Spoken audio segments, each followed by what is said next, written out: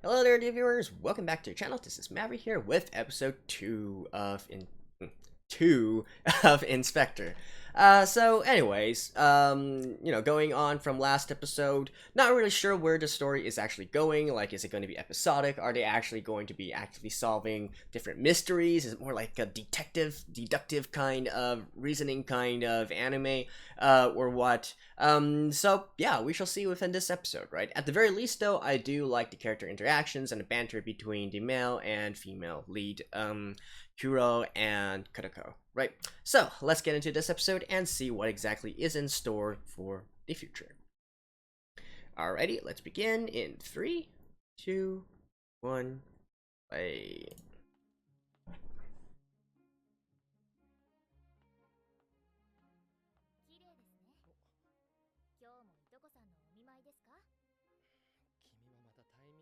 Hmm?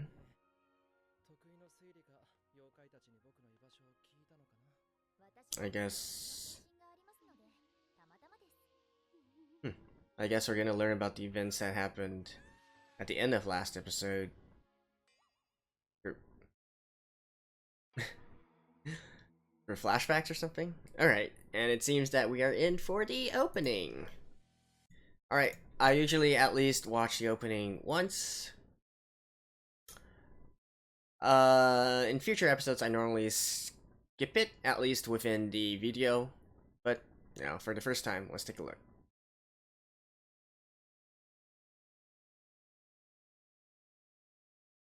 Huh.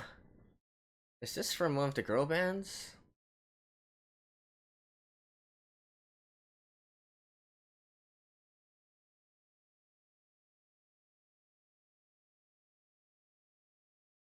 Okay, never mind.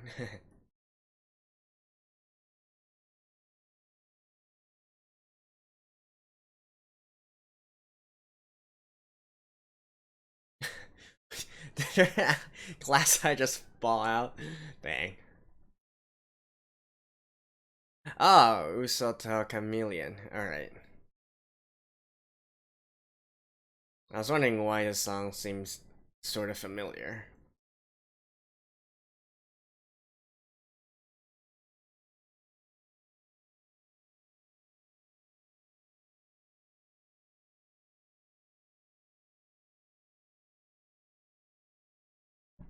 Okay. Not really sure if we got any information there. I guess we learned a little bit more about all the different yokais that they're going to be facing.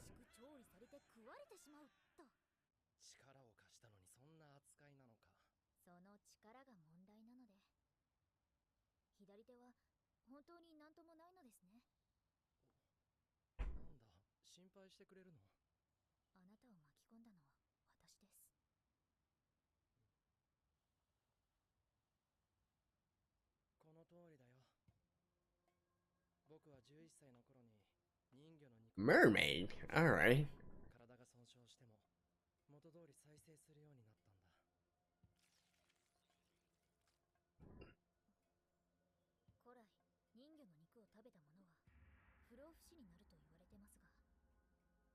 Hmm.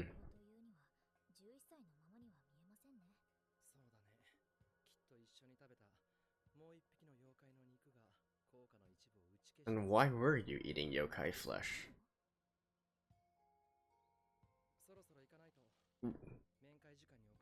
Doesn't want to answer that.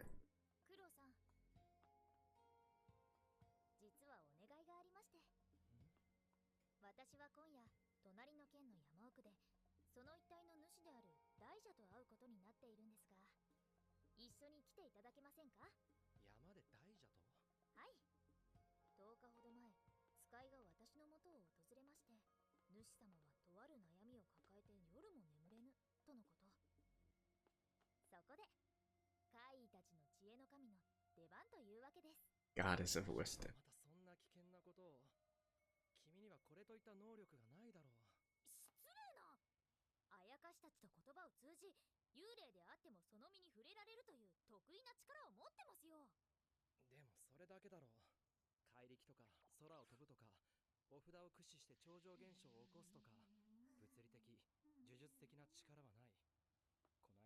I think she had pretty good acrobatic powers in the last episode. 心配してくださるなら一緒に来てください。その者たちの恐れるクロウさんが協力してくれたなら、交渉も仲裁もやりやすくなるに違いありません。今夜はダメだ。え？昨日作った豚汁をゆっくり食べたいから一人で行ってくれ。まったくもう、どうしてこうなのか。女の子を一人で遠い田舎の山奥へ夜中に行かせますか？夜分にすみません、お姫様。 But seriously though, why did all the yokai respect her?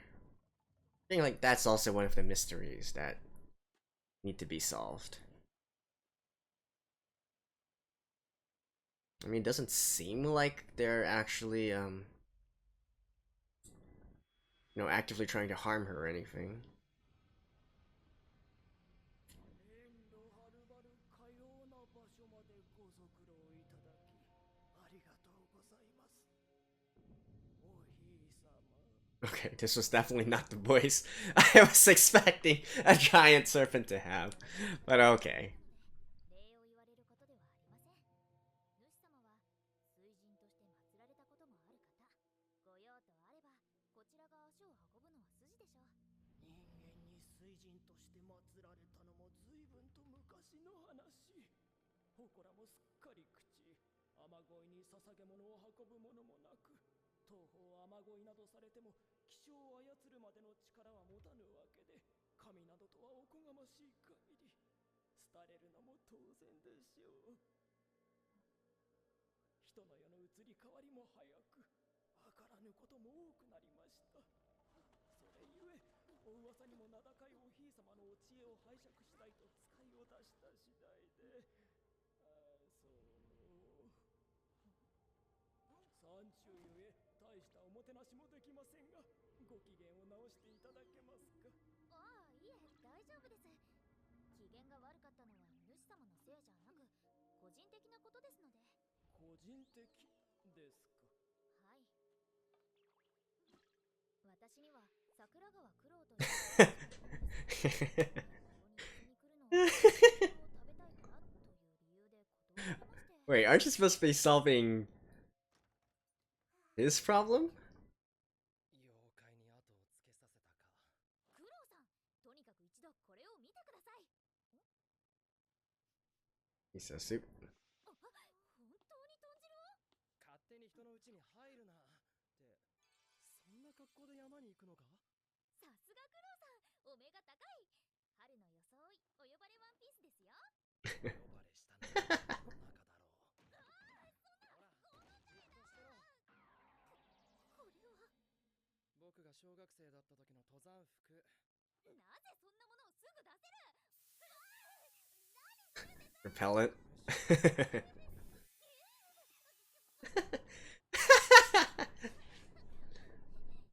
てことするんです。ほら、 Soup for you. 行っていけ。おにぎりもある。九郎さん、また無茶しすぎるなよ。Wait, why is he taking one of them? 会う相手が人を食べかねない大者とまで説明しても付き添う気配もなく。まさか東方が恐れ多く食べるなど、もとより人は布や金物をいくつも身につけ食べにくいばかりで。一応食べたことはあるんですね。まあ一応は昔は人食いのオロチと噂されたこともありますが、人間はうまいものではありません。 Alright, come on. What's your problem? Spit it out. ところでお姫様、そうして持ってこられるなら彼氏殿も一緒に来て食べられたのでは。お、いや、二人分のスイーツそうに違いありません。 Oh, he's here. 脱線が過ぎました。本題に入りましょう。お悩みの件はこの沼 So he's still worried about her. 自体のことでしたね。はい。 Murdered corpse. あの女はこの沼にわざわざ死体を捨てに来たのか、納得のいく理由を説明していただきたいのです。 What? 1ヶ月前、4月23日午後2時過ぎ、このつくな沼に男の死体が浮かんでいるのを山菜採りにやってきた登山者が発見した。胸には人と断定。遺棄されて数日で発見されたため、所持品に携帯電話や身分証こそなかったものの、身元はすぐに判明した。吉原博夫、35歳、大手建設会社に勤務。Mm-hmm. やがて犯人として30歳の女性が逮捕された。谷尾葵。間違いありません。彼女からは自供が得られ、まだ不明な点はあっても証拠固めの捜査が主になっている。事件としてはほぼ解決してると言っていいでしょう。この沼に死体を捨てたのは隠すため。 So we are actually getting some detective stuff. Okay, okay. I'm down for this. 東方はたまたま目撃したのです。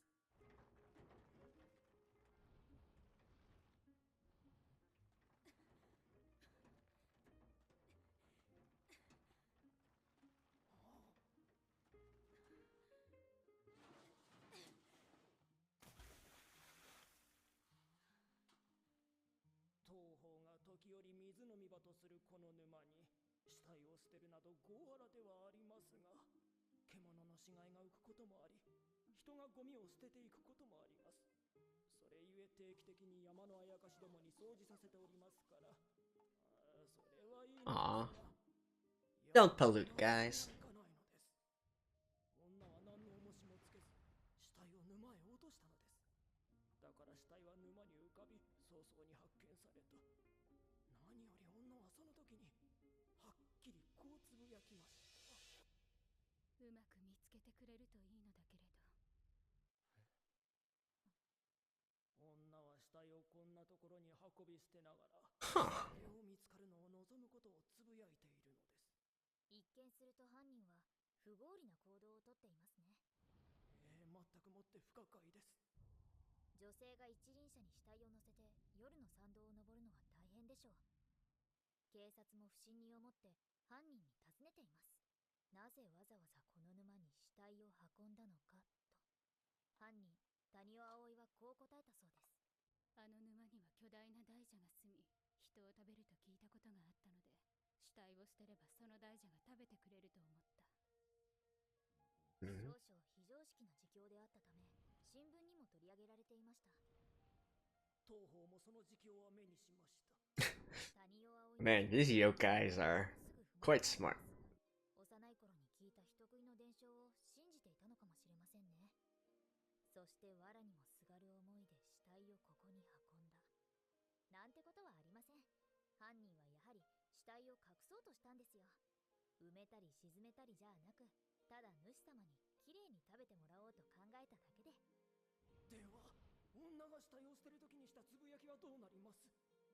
こんなところに捨てたけど誰かがうまく死体を見つけてくれればという意味ではありません。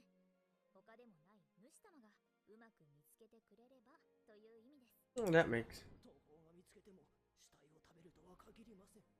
女の願いが死体の処理ならば、うまく食べてくれればいいのだけれどとつぶやくはずです。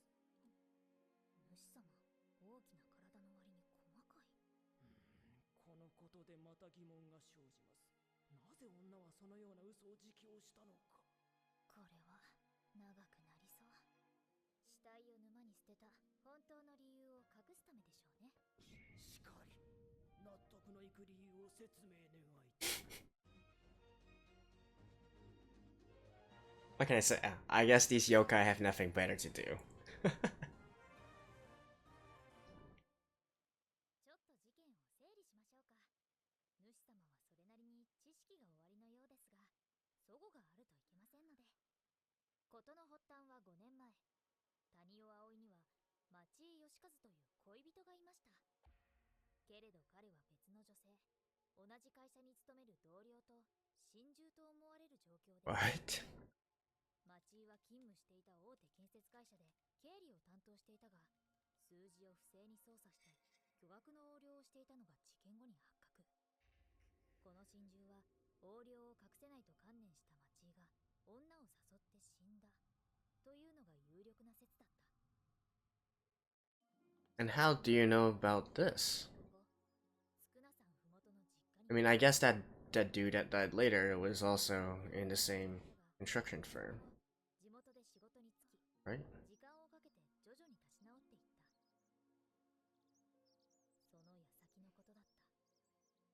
今年の4月21日、金曜日の夜、7時半頃、吉原博が葵の家を訪れる。5年前のことを謝りたい。吉原は町井の同僚で、葵 Yeah, の coworker. 名前は知っていた。町井は俺が殺した。不正をしていたのは俺だ。町井とあの女が気づいて俺に忠告してきたんだ。自首しないと告発すると。だから殺した。吉原博の計画はうまくいき、横領の罪からも逃れ、その後、万事うまくいっていたという。しかし今年になって不幸が立て続けに起こった。会社で重大なミスをした。妻子が事故死した。その上、自身の体に悪性の腫瘍が見つかった。So because of this misfortune, he was spooked out 吉原はこれを5年前のことの and confessed. Okay. その罪を懺悔するべく葵の元を訪ねた。 But Aoi isn't going to forgive 過去からの him. 運命的な報復から逃れ、自身の命くらいは助かるのではと。すまなかった。すまなかった。犯人、谷尾葵の自供はそんなところですね。うん実際、吉原は町井の弟にも連絡を取ってます。5年前の件に関して近いうちに会えないかと。町井の弟はその時忙しくて具体的な話ができなかった。吉原は先に葵と会うことにしたのでしょう。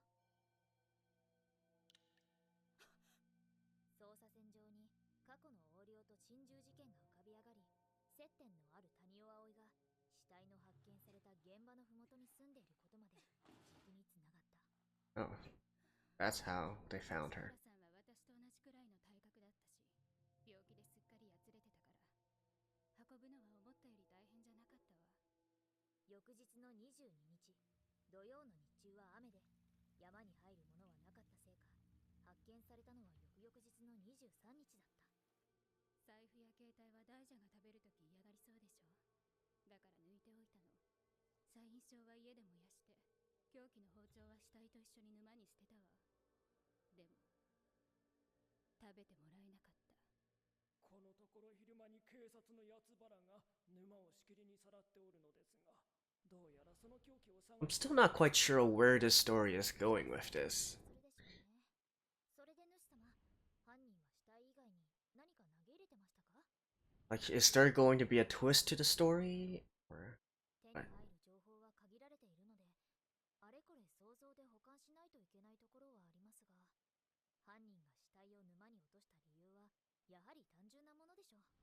単純ですか。はい、こういう場合、大抵は真犯人をかばうためです。谷尾葵は前もって吉原博から自宅に訪れるとの連絡を受けています。嫌な過去につながる相手です。oh, it might be the brother? そうですが。吉原と会う際、誰かが一緒にいても何ら不思議はありません。そうだ、町井の弟さんだって。 There we go. 弟さんは吉原からの電話で兄のかつての恋人にも連絡したと聞き、不審に思って葵へ連絡したのかもしれません。兄の死の真相を知り、衝動的に殺してしまった。彼には将来があった。一方葵は引きこもり生活も長く、失うものが少ない。だから彼女は彼をかばうべく行動することにした。 Really? 真犯人を急いで返すと、死体を山奥の沼に運び落とすことにします。その理由は3つ。1つは沼の水で死体についているかもしれない真犯人の痕跡をできる限り消すため。2つ目は真犯人にアリバイを作るため。しかし、では女はなぜうまく見つけてくれるといいのだけれど、などとつぶやいたのです。だから主様、3つ目の理由があるんです。谷尾葵は真犯人がいた痕跡を消そうとしました。家の中はくまなく掃除し消すことができるでしょう。けれど家の外はどうです？どこでどんな痕跡を落としているかわかりません。そこで葵は主様の沼に死体を捨てた。 So she wants to be caught? どうもこうも雨を降らせるためですよ。 Huh? 主様は水神として知られ、雨乞いを受けたこと。 Oh, so this is sort of like an offering? Okay. A sacrifice to him?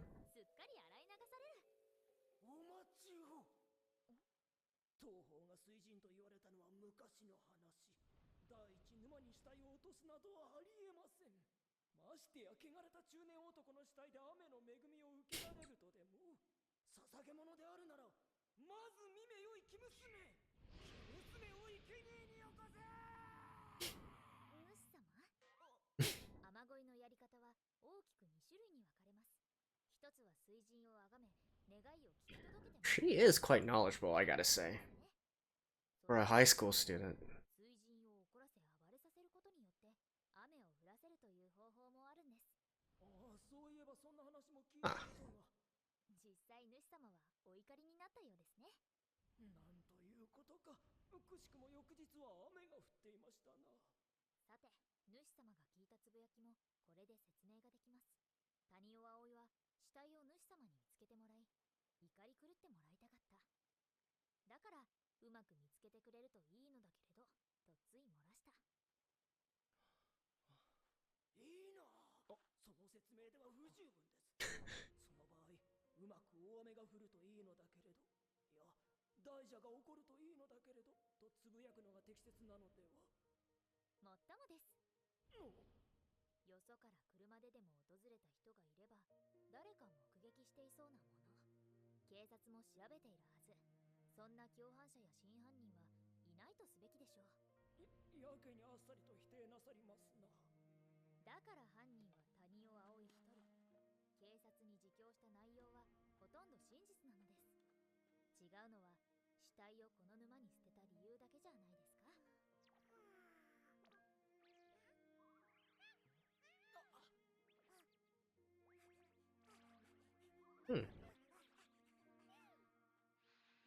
They were lovers?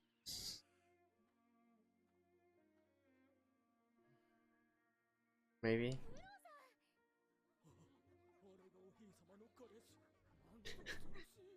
Come on, get to the end there. 誰が彼氏だ。来てくれたんですね。訂正してくれ。彼氏じゃないと。血は喧嘩はあったでしょう。今は主様の疑問を解決しないと。その通りです、おひい様。一体どうするつもりなんだ。聞いてたのならもっと早く出てきてくだされば。おひい様、犯人がこの沼に死体を投げ込んだ本当の理由とは何なのです。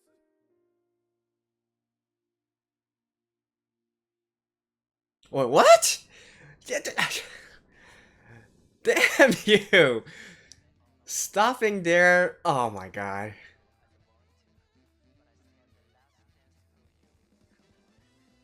Alright, well, we've seen this ending song in the last episode. So, I'll see you guys after this. Alrighty, so it does seem to be living up to its name of Suili, which means deduction, and so this does seem to be a mystery-solving anime of some sort, at least for now anyways. I'm not entirely convinced on that part because even though it makes sense from a title standpoint, you know, looking at the opening, it seems that there's some more stuff being related with, you know, I guess more action type of stuff that is going to come up in the future as well. And also, you know, what does this have to do with the supernatural, with the yukais, right? This could literally just be a normal detective kind of story, and yet here they're using these monsters, they're using these yokai. There has to be some sort of reason for this, right? It's supposed to be an integral part of how the story works. So I'm not quite sure on that part yet, but we'll see, right? At the very least, we see that Kotoko does do her research. It was really nice seeing her, you know, rattle off all those events and, you know, doing her watching her go through her process of reasoning, right? It definitely gave a very mystery work kind of vibe to it, something like Detective Conan, otherwise known as Case Closed in the West, right?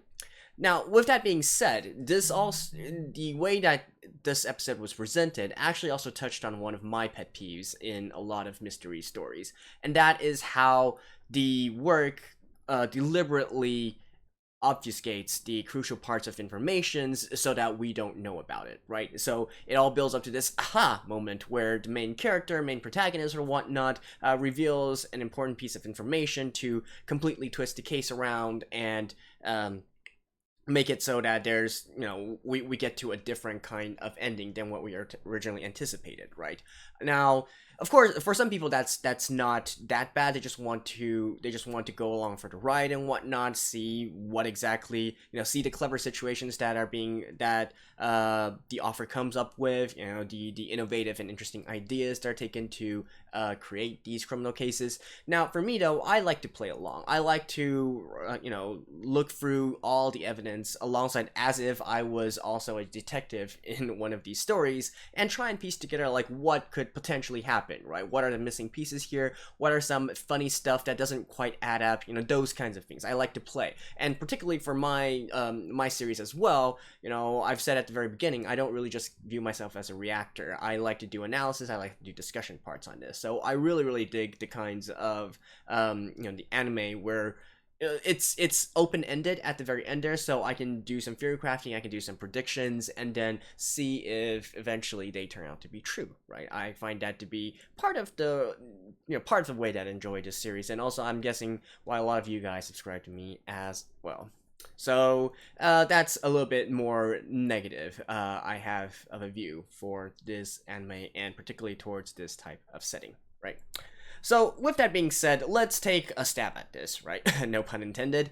So at the very end there, Kodo basically said that, okay, so she believes that most of what the suspect told the police was true, and the only big difference is the reason why she dropped this corpse here, right? Why she dumped it into the swamp. So obviously she's trying to cover up something else, right? And I don't quite know if we already have all the information we have on hand in order to make a correct, a correct deduction or prediction, or, this is still going to be one of those cases where there's still a crucial part of information that we're missing, and so whatever we're gonna guess here, it's not going to be really close to the, truth at all, right? Right now, I'm leaning more towards two different kind of theories. Number one is that so obviously, I think she wants the body to be found. I think that much is clear here. She never really wanted to make this into a situation where she wants to completely hide the evidence, right? I think that much is clear, because even with all the the rain and whatnot, so on and so forth, just the fact that she dumped it into the swamp and she never weighed it down or anything, leading having a trace back to her, that in itself is already fact, right? So I feel like at the very least we can safely infer that she never really wanted to get away with this, or at the very least she never wanted to run away from authority. She wanted to own up to it.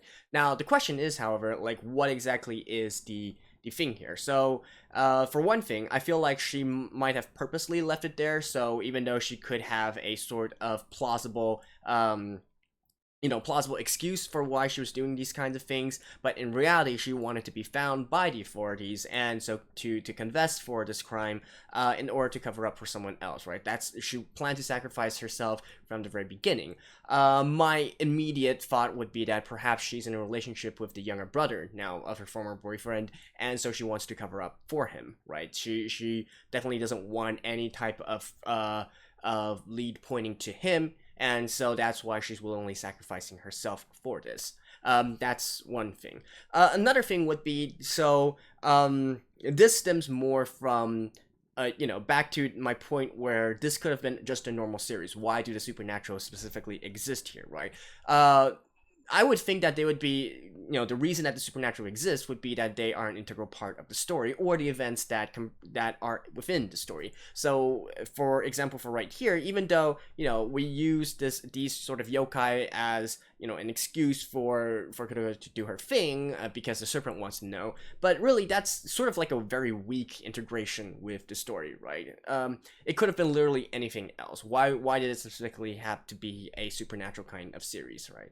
So my other thought would be perhaps this swamp or whatnot is actually a special place for her and her ex-boyfriend, her boyfriend who was killed, and potentially vengeful spirits or whatnot, maybe dumping this body as a sort of as a sort of offering or ritual or whatnot to tell her boyfriend who died, hey, look at this, you've been wrong, but now you've been righted.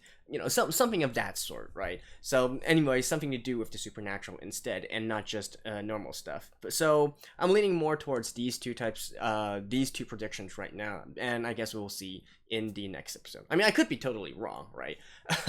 I normally for these kind of things, I want to go for at least one or two cases first to get a feel of how the author treats these types of stories, and then with this better feel, I can better predict what is more plausible in terms of the story progression with knowing the author's tendencies and preferences, right? So there we go. That's basically it for this. In terms of the rest of the episode, I still really dig the interactions between those two, Kuroko and Kuro. Still very funny to me. One thing I will note though, and this ties back into how this episode was constructed, how this story was constructed, is Kuroko actually going through each of her theories and, thinking it on the spot and, adjusting her theories one by one as she's going along with it? Otherwise, why didn't she just tell the complete story from the very beginning, right? That's also something that I'm not quite sure of as well. So why did she actually choose to say some stuff that were not true first and then stuff that were true? So I don't quite get that. No, and thinking about this, I'm actually thinking, could it be a case where the guy was killed by the supernatural or yokai or whatnot? I don't know. But like I said, once we get into the next episode, I think I'll get a better grasp of how these mystery cases or how these things normally go, and I'll be able to make better predictions here. But right now, indeed, I'm thinking, if you already did your research and you already did all this kind of stuff, why was it that you purposely misled the serpent into into some false reasonings, right? Some false predictions, some false detective work.